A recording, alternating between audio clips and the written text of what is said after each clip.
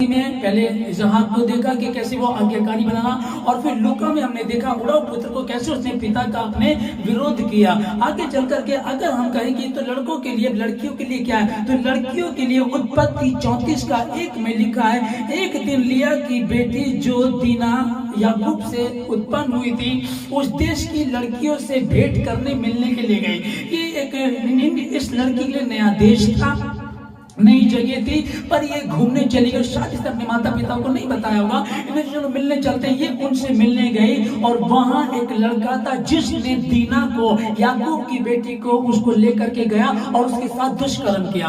अब समझिएगा कि एक नई जगह है, माता पिता का आदर करना। आदर का मतलब कि रेस्पेक्ट का मतलब है कि अगर हम कहीं जा रहे हैं उनसे पूछ कर जाए, उनको बता करके जाए, या उनसे बात करें कि जाना कि नहीं जाना। लेकिन आज के बच्चे को ऐसा बुरा लगता है और वो ये सोचते हैं कि हम तो पढ़े लिखे हैं, माता पिता तो अनपढ़ हैं, हम तो नए दौर के, माता पिता तो पुरानी जमाने के हैं, पुरानी सदी के हैं ये लोग। तो कई बार ऐसा मन में आता है, कई बार हम इस तरीके से हमारे बच्चे माता पिता को आदर नहीं देते, निरादर करते हैं। और बाइबल की इस पुस्तक में हम पढ़ रहे हैं कि याकूब की बेटी जब उस देश की बेटियों से मिलने गई, भेंट करने के लिए, चलो देखते हैं लोग कैसे हैं, तो उसके साथ दुष्कर्म हुआ।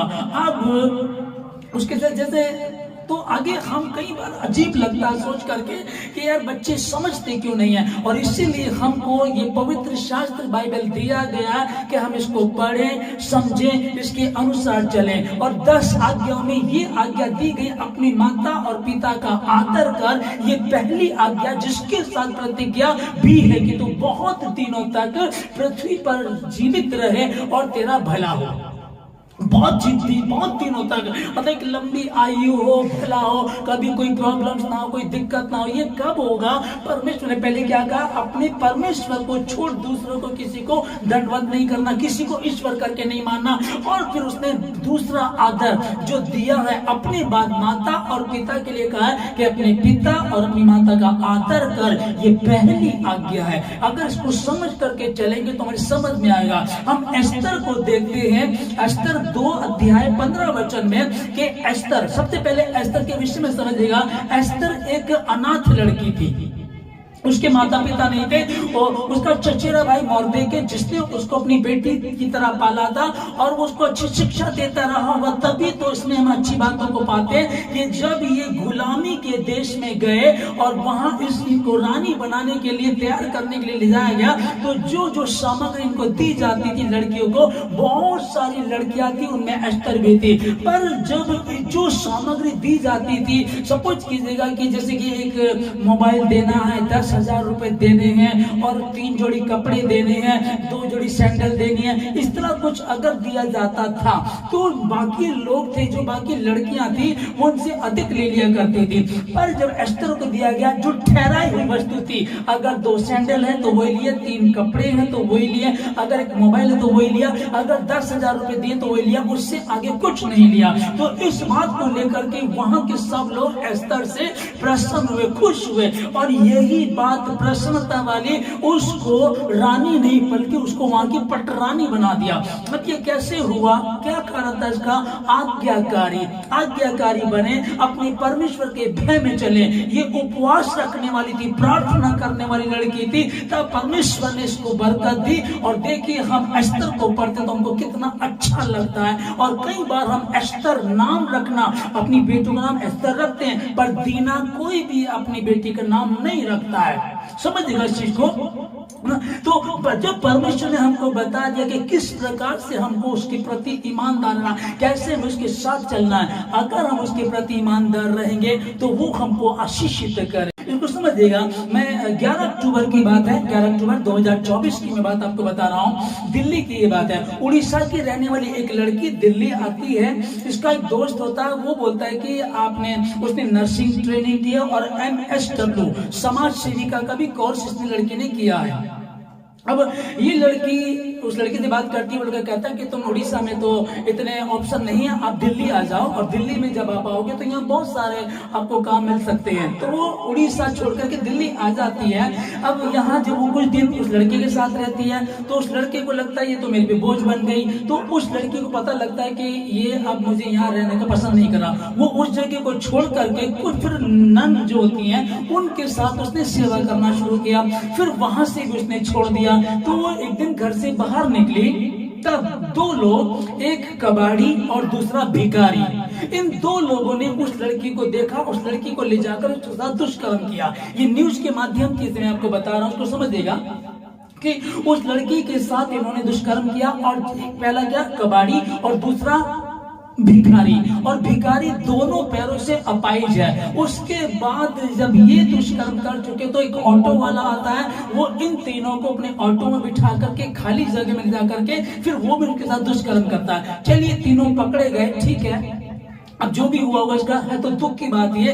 अब समझिएगा कि एक लड़की जो नर्सिंग ट्रेनिंग करती है, MSW यानी कि समाज सेविका की ट्रेनिंग करती है, और उसके मन में एक सेवा भाव है कि मैं सेवा करूंगी, लोगों के लिए जीना चाहती हूँ, और मैं जैसे मदर टेरेसा ने किया वैसे मैं भी करना चाहती हूँ। ऐसे इस लड़की ने सोचा होगा, क्योंकि जो उसकी डिटेल बता रही है कि नर्सिंग की ट्रेन और समाज सेविका की ट्रेनिंग इसने की है। अब हम इसको जब सुनते हैं तो सुन करके इतना दुख होता है। ये बेटी ने शायद इसने अपने परिवार में नहीं बताया होगा, या बताया हुआ तो इसने सच नहीं बताया होगा कि एक लड़के के भरोसे ये अपने उड़ीसा को छोड़ करके दिल्ली जैसी जगह में आकर के रहने लगी। तो कारण क्या होता, अनआज्ञाकारिता। और शायद ये लड़की क्रिश्चियन ही है।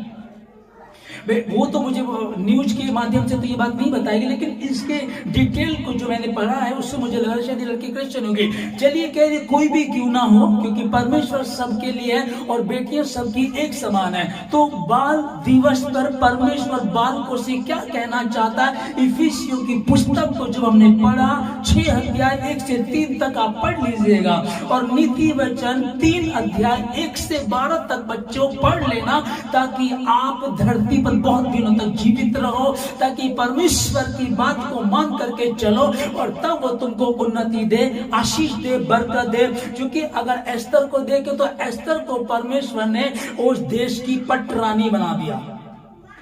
जहां गुलाम बना करके गए थे, आज्ञाकारिता में थी, ईमानदार थी, उपवास रखने वाली थी, उस देश की पटरानी बना दिया। और यहां तक कि एक बड़ी मुसीबत जो आ गई थी यहूदियों पर, वो भी इसके उपवास के द्वारा, इसके एक स्टेप के द्वारा वो पूरी कौम यहूदी, पूरी जाति बचा ली गई है। और लिया की बेटी दीना जब वो वहां दूसरे लोगों से, लड़कियों से मिलने गई तो उसके साथ दुष्कर्म हुआ। कारण बनता कहीं ना कहीं हम गलत भी करते हैं, कहीं ना कहीं नासमझी करते हैं, और नासमझी करने के कारण ही कई बार दुख उठाना पड़ता है। मैं आपको बताया मैंने आप लोगों को कि जब हम परमेश्वर के वचन को पढ़ रहे हैं, उत्पत्ति 22 अध्याय में हमने इजहाक की आज्ञाकारिता को देखा, और कैसे परमेश्वर ने उसको बरकत दी, और कैसे परमेश्वर ने उसको बढ़ाया, किस प्रकार से हम उसी का नाम लेते, कहते हैं कि हमारा परमेश्वर यहोवा, अब्राहम, इजहाक और याकूब का परमेश्वर बोल करके हम उसको पुकारते हैं। उड़ाऊ पुत्र की कहानी हम पढ़ते हैं, कई बार हम इन चीजों को देखते हैं कि कैसे उड़ाऊ पुत्र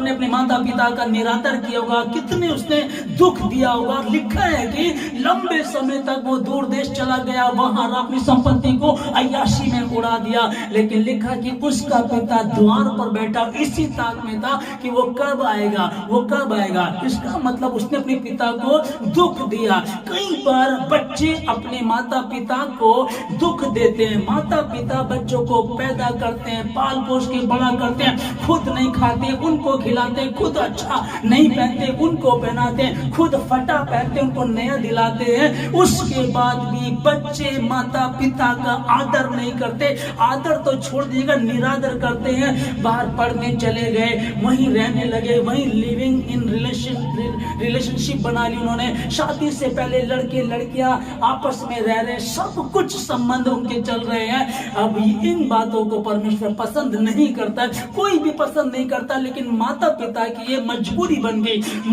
बन गई थी उड़ाऊ पुत्र के पिता की, कि वो क्या करता, क्योंकि इसने कहा होगा नहीं तो मैं जहर खा लूंगा, नहीं तो मैं मर जाऊंगा, नहीं तो मैं कुछ और कर जाऊंगा, तभी इसने ऐसा किया होगा।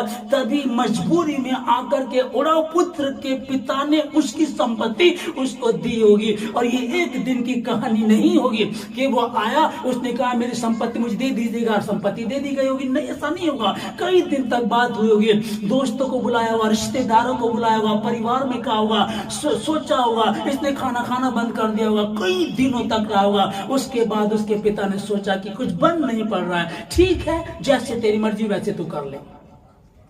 और ये बाइबल की कहानी है, आज भी हर दूसरे घर की यही कहानी है। बच्चे माता पिता का आदर नहीं करते हैं, माता पिता किस प्रकार से पाल पोस के उनको बड़ा करते हैं। मैं यही कहना चाहूंगा, हमने जो उत्पत्ति इजहाक की कहानी को पढ़ा, अगर हम इजहाक की तरह अपने माता पिता के प्रति ईमानदार रहेंगे तो ऐसा हो ही नहीं सकता। कोई माता पिता अपने बच्चों को ऐसा ना बनाए कि वो ये कहे कि वाकई मेरे माता पिता ने मुझे वो बरकत दी, वो पालन पोषण किया मेरा, कि आज मैं जिस जगह हूं उन्हीं के कारण हूं।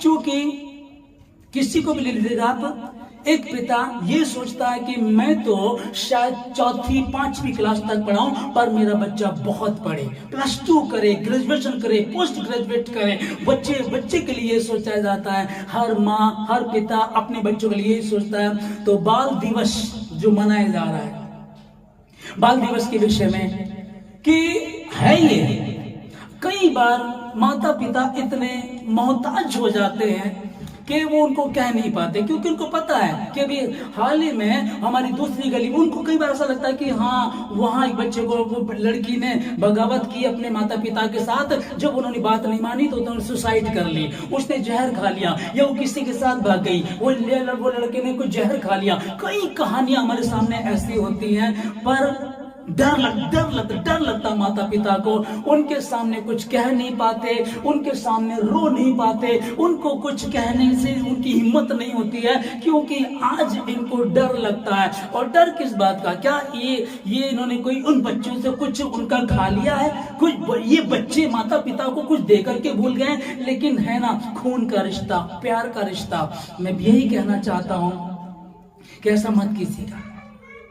आप मसीह में हैं, मसीह में बने रहिएगा, उपवास कीजिएगा, प्रार्थना कीजिएगा और परमेश्वर के प्रति ईमानदार रहिएगा और अपने माता पिता के प्रति ईमानदार रहिएगा।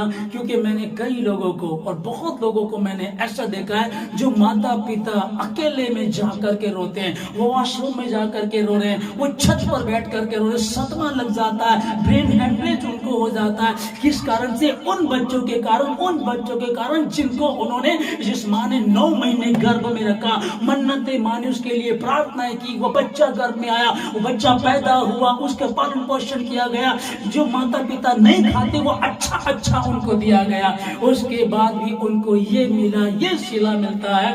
मैं प्रार्थना आप लोगों के लिए कि प्लीज, अगर आप वाकई आज 14 नवंबर 2024 का ये जो बाल दिवस है, चिल्ड्रंस डे है, मैं कहना चाहता हूँ ये अपने माता पिता के नाम कर दीजिएगा, अपने माता पिता को दे दीजिएगा। जाइए अपने माता के पिता के पास, उनसे बात कीजिएगा और हो सके तो कहिएगा उनको, पिताजी आई लव यू, माँ आई लव यू, मैं तुमसे प्यार करता हूँ, मैं तुमसे प्यार करती हूँ। और कहिएगा कि जो आप चाहते हैं मैं वो करूंगी, जो आप चाहते हैं मैं वो करूंगा, और ऐसा कहिएगा। और देखिएगा परमेश्वर का वचन धरती पर, जब तक तू धरती पर रहेगा तेरा भला होगा और तू बहुत दिनों तक जीवित रहेगा। कोई प्रोटीन खाने की जरूरत नहीं पड़ेगी, कोई तुम्हें बहुत ज्यादा स्ट्रगल करने की जरूरत नहीं पड़ेगी। लेकिन माता पिता से अलग होकर के यदि कुछ करना चाहेंगे तो जीवन संघर्ष बना रहेगा, क्योंकि परमेश्वर ने आशीष दी है। और हम जब नीति वचन 30 अध्याय 17 में पढ़ते हैं, उस